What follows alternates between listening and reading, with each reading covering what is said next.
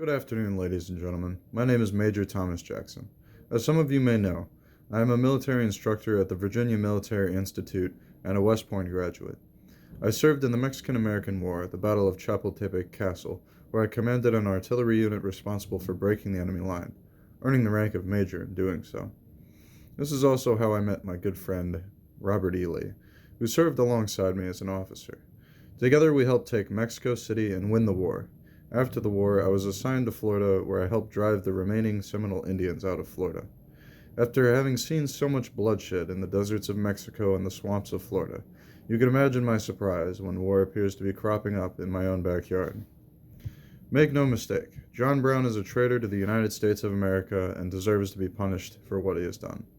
Any man that attempts to commit an act of war against his own country cannot be allowed to walk free. The United States simply cannot allow this sort of rebellion to take place, or it won't be long before the entire country is plunged into war. The Union must remain intact for our country to prosper. United we stand strong on the world stage, and any country must think twice before threatening our sovereignty. Divided we risk invasion and exploitation by foreign powers who do not have our best interests in mind. With that said, I am not without some level of sympathy for John Brown. As a man of faith, I can respect Brown's convictions to his beliefs. It is, however, unfortunate that he chose to lead with violent action. While I can say that John Brown deserves whatever punishment he receives, I must confess that I do not wish to see him executed, and I vehemently oppose any action toward this end. You see, I myself own 6 slaves. 6 slaves that I care for very deeply, and in my spare time I organize Sunday school classes to educate blacks, both free and enslaved.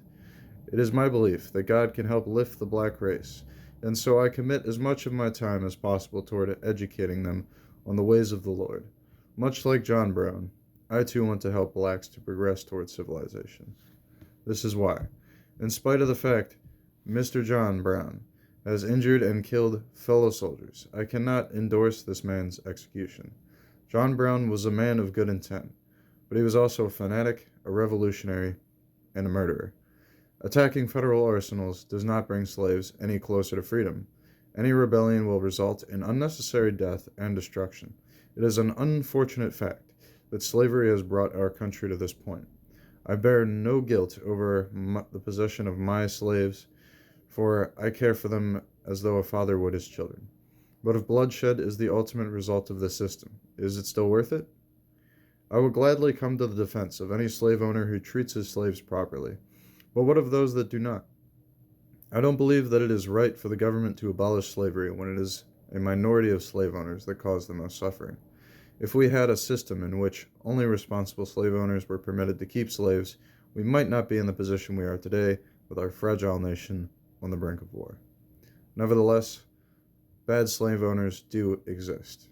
And to this end, I admired John Brown for his willingness to stand up against the evil among us. A true man of honor stands up for his beliefs, regardless of who tells him otherwise. John Brown did exactly that, and for that, he has my respect.